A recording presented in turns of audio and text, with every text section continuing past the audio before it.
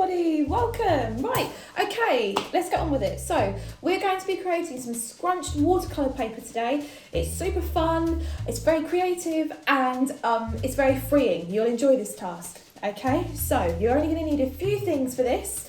You're going to need some tin foil. Now we're not going to use the tin foil, or you can use cling film.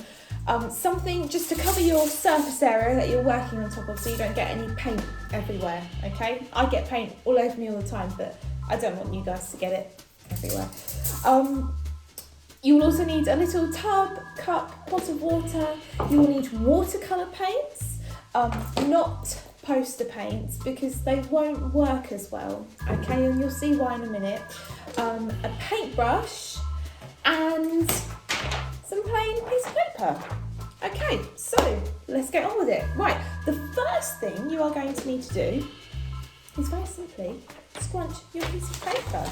Now, in art, you're not really, especially in school, allowed to scrunch up your piece of paper, but for this exercise, you have to, okay? So lucky for you. Have some fun.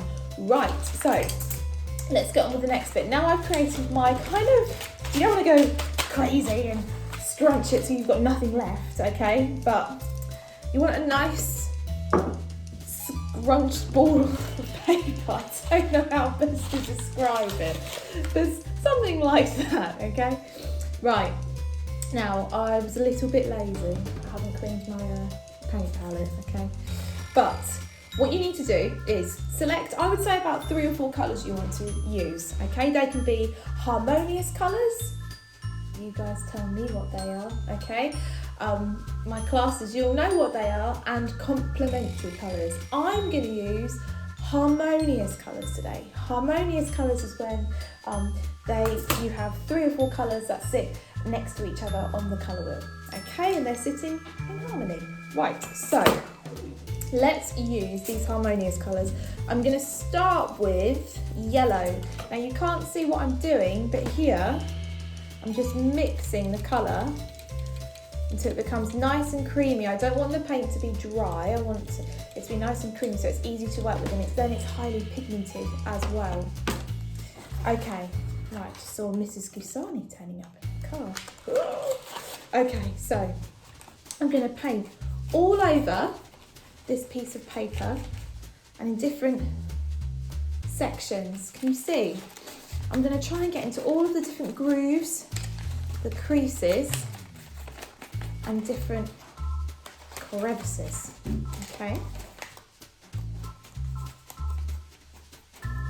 And you're going to carry on with that until you open up your page, and I will show you what that looks like in a minute. Keep twisting and turning your paper around as you're doing it, okay?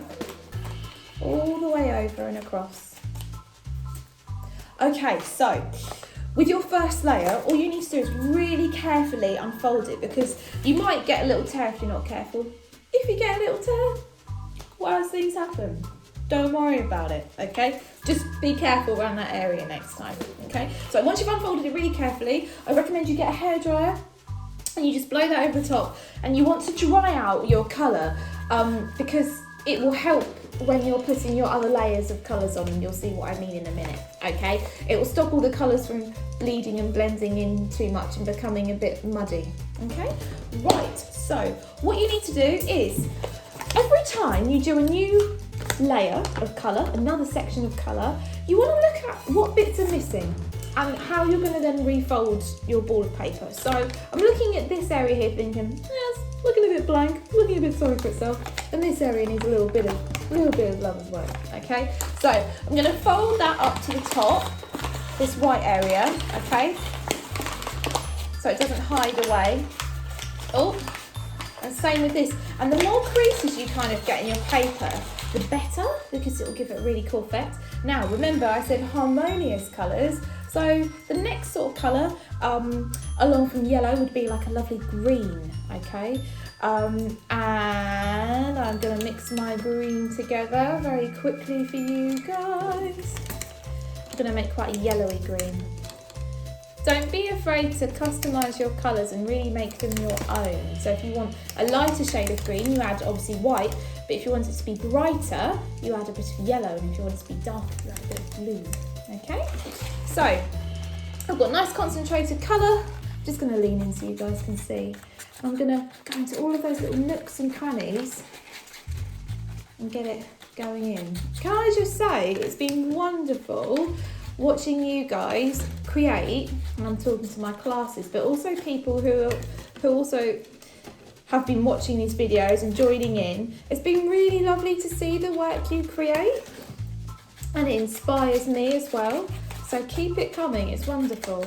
Right, let's keep going. I think we all need a bit of, I think we all need a bit of colour and brightness in our life at the moment.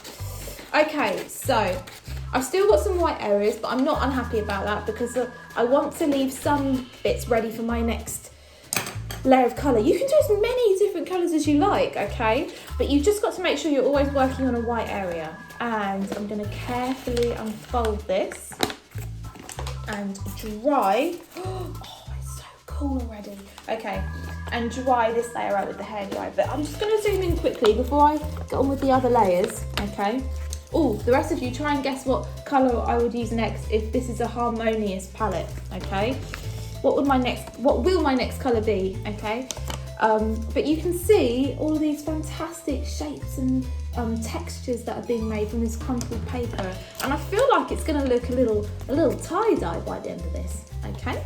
Right, I'm going to do my final layer now. As you can see, I've got about 3 different colours going on there. It almost looks like a abstract map of the world in a way. So I'm going to make a nice like a lilac-y purple type like colour, okay? So to make your purple or lilac-y purple, you're going to need a little bit of blue and a little bit of red because it is a secondary colour, okay? Mix, mix, mix. I'm kind of liking this, Okay, right. And obviously to make that, I don't know whether to make that light or not. Now the thing is, when you've got a mixture of colours, you don't want them all to be light and you don't want them all to be dark. To make your paper interesting, you want to have a variety of light and dark colours, which is why I'm talking to myself thinking, should I use another light or another dark colour? And I think I'm going to use another dark colour. So I'm going to keep this purple I've made dark and not add any white. Okay, so I'm looking at the areas that I need to concentrate on, bringing them to the top and the front. As best I can, okay, and it doesn't have to be a ball, like scrunched up ball shape, but it can be whatever shape you think, as long as you're creating a crease and a texture for that paint to fall into, okay. Now it's quite nice when you blend the colours and you overlap them. Try not to make your paper too wet, okay, otherwise it will tear, but you don't want your watercolours, you don't want your paint to be dry, and you don't want any dry brush strokes, okay? You want this to have a really soft like effect, okay? It's almost as if it's seeping into the paper and blending with one another beautifully, okay? Right, I think, we might almost be there. Oh, I need to make this purple a bit more, dear. A little bit purpley. That's the colour I want. Right. Okay. I think we are almost. I'm so happy with this one. I think it's going to be a good one, guys. Okay. And the thing is, you can make loads of these super quick, and you can have a whole different type of colour palette and range for yourself. Can you see how I'm just really looking at every corner and angle and trying to make sure I haven't missed too many places. Okay, right, I'm just going to unfold it and do the last dry. And we are done. Okay, so here is your scrunched paper. Now, doesn't matter if you have a little hole, okay? Doesn't matter if you have a little tear. It's really not a big deal, okay? you can see there are some beautiful colours here, and like I said, using those light to dark contrast will really, really make it more effective and far more striking to look at, which is what you want. And it really does look like tie-dye, doesn't it? I think you guys can do loads with this, okay? Something I made earlier to give you guys some ideas was I used it as paper for drawing a... I've lost it. Oh, it's behind the camera. I can't use it, sorry.